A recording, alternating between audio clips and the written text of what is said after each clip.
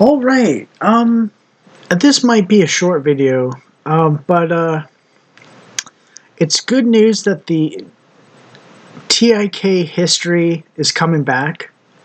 I was worried that he would stop making videos entirely because someone on my chat groups said he was, and I was like, oh, that's not good because I really like his videos. I haven't caught up on all of them lately, but they're in the back of my mind, or I might have forgotten about them for a little while, but like they're good videos on um, what's called his Battle Storm videos about it's kind of like a map, like a navigation map based World War II history on different battles, and it's a lot of explanation of details and situations and like how it plays out in the overall where everything is and so on, and it's graphical in terms of, well, a map, something to use to figure out which way is north and landmarks and stuff like that.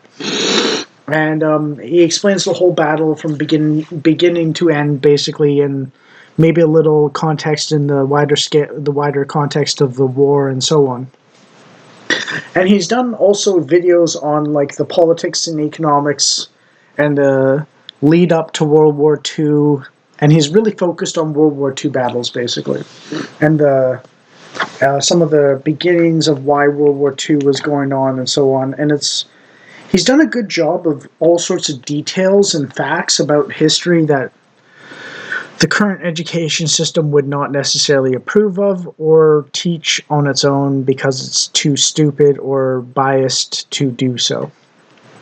Basically, it's like it goes beyond Nazis bad and says, like, here's why they're bad, because they're socialist.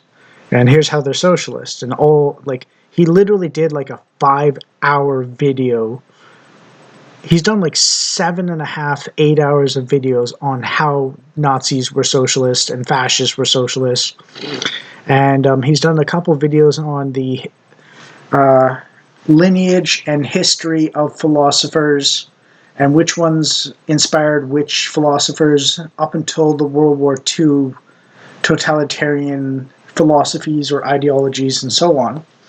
So he's centered around World War II events somewhat in terms of battles, the direct politics and economics of the previous 20 to 30 years that led up to World War II, and the, 20 years roughly, or, yeah, about 20 years, maybe 30 years at times. He's done a tiny bit, but it's actually pretty good, I think. Not the best, but it's pretty good. It's passable at least. And it's not his area of expertise or domain of particular interest entirely, but he did a genealogy or like a lineage and family tree of the various philosophies that led to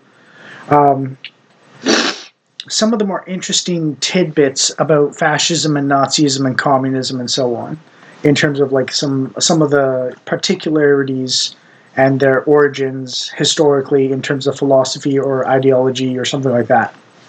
It's not that last one's not his area of expertise, and he does a fairly decent job considering it's not his area of primary study. But it's really for the battles and like the breakdown of where everyone's fighting and how they're fighting and like why they're fighting that particular place, and his and to a lesser extent it's his politics and economics and philosophy, politics and economics that led directly to the wars. And the last one that's least amount of videos on, least time spent on making videos, is ancient philosophy to modern philosophy and ideology, family trees. So he's done a good job overall, and it's all centered around World War II, basically. So it's one of those interesting things.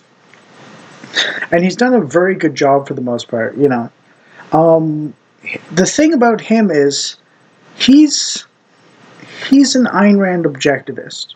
Now, personally, as a bit of a reactionary, I disagree with that principle on a moral level. because I think we should give of ourselves to our fellow man who's in need. I don't think it's a bragging.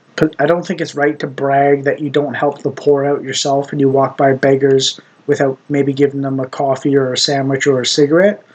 That's kind of my principle of how I do things.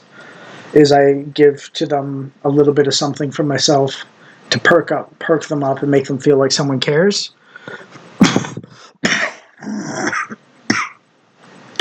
But that's okay. That's fine. That's fine. He's a workaholic.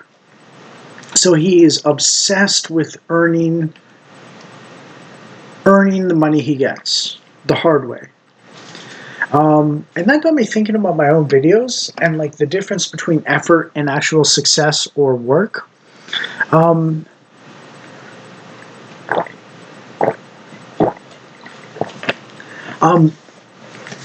There's a physics equation. There's force applied to something. There's friction, which means how much force is needed to overcome the friction to move an object. And then if you apply enough force to overcome the friction and move the object, only then is it considered work under physics terminology. So you can apply force, and if you do not move something, there is no work done. And my YouTube channel here and my Rumble channel are kind of an example of force applied without work. And by that I don't mean effort, lack of effort necessarily. Although I'm not planning for 8 hours how to make my videos, I rely on a certain amount of inspiration and just pure like, aha, eureka, I'll make a video about this topic, and so on. But I am making 3 videos a day. Now granted, it's a little silly of me to expect massive success only a week into making videos, but I'm already feeling a little tiny amount of burnout from making 3 videos a day, basically. So I might switch to 2 or 1 or something like that, because I've also kind of said most of what I wanted to say over a long time, in terms of what I had built up as a catalog of things running in the back of my mind, in terms of insights and possible wisdom as I perceive it, and so on. But it might be the case that I'm a bit of a freak and no one agrees with me. But regardless, the TIK history is one who does work. And my only suggestion to TIK history is learn to take breaks. And basically, one of the things about work-life balance is it's usually best to do a little more work than what you want to do if you're already a workaholic, but not so much that you exhaust yourself. Learn to take breaks and relax as a workaholic. And I've grown to appreciate the level of difficulty of being a YouTuber who makes daily content or long-form content that is detailed and accurate and interesting, and the effort it takes to refine and the practice required to refine one's skills into something people would enjoy watching.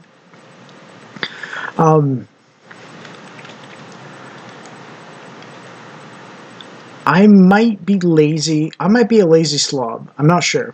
But I do spend hours upon hours studying Christianity, philosophy, politics, and I've been doing it a little more again, although I'm kind of running out of books from Carl Jung, of studying Carl Jung's psychology. So piety, politics, philosophy, and psychology. Those are my 4 domains. And, it's sort of like, it'll only get you so far as what I've learned, basically. And it hasn't gotten me very far yet. But here's hoping. I'm not giving up yet. Yeah. I used to make particularly rambling videos about my internal thoughts and nothing else, based on abstract sort of esoteric thoughts. And I've started to move a little more towards quote unquote responding to other people's views, coupled with my stuff that I've learned over 38 years of life. So, yeah. Um, I'm on disability, so I don't think TIK history would necessarily like that about me too much. But I am autistic and schizo, so I have some excuses for why I can't necessarily work that good. And as for what I could do before becoming schizophrenic, newspaper delivery, my neighborhood's too dangerous to really do anything in the early morning, away from safety and so on. So I can't really do newspapers in my neighborhood, which is what I was doing before. And I would do up to 3 hours a day or 3.5 hours a day, 6 days a week, so about 20 hours a week, or half full time in newspaper delivery of physical labor. So that was when I was really happy, and it was a little mentally taxing because memorizing 100 to 110 places to put newspapers and which ones are on vacation and which ones are back and which ones canceled the subscription completely, or the person who just became a new subscription, also takes mental effort. But I could do it because I'd memorized the spots through habituation. And my video content creation is basically through habituation as well. And one of the things they say is practice makes perfect.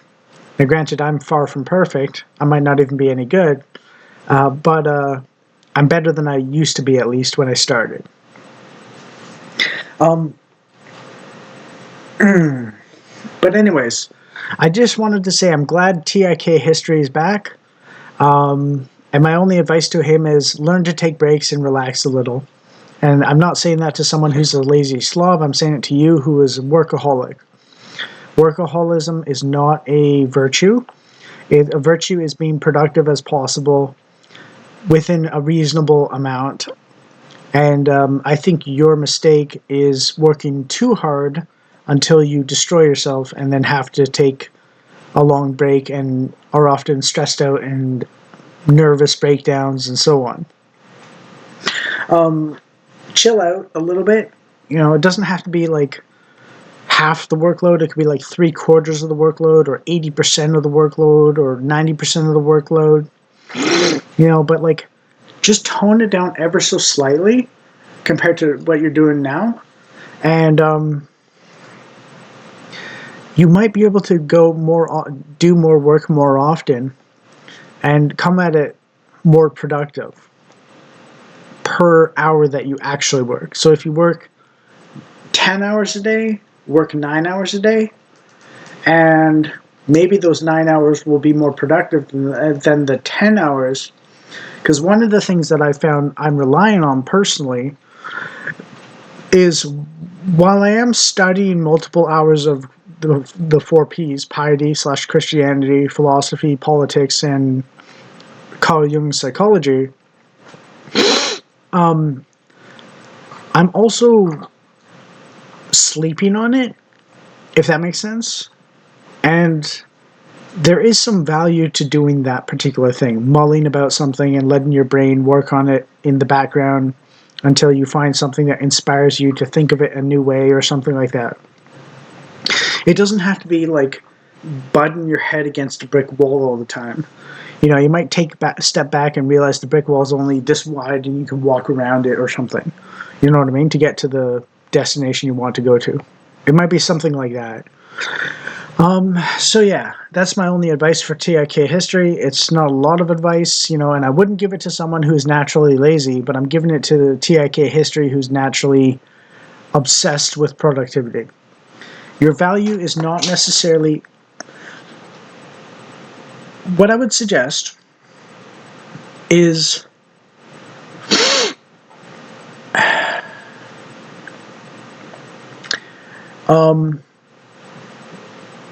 check out Fight Club and think about it from the perspective of wisdom versus raw, brute, intellectual brain power. What's the difference?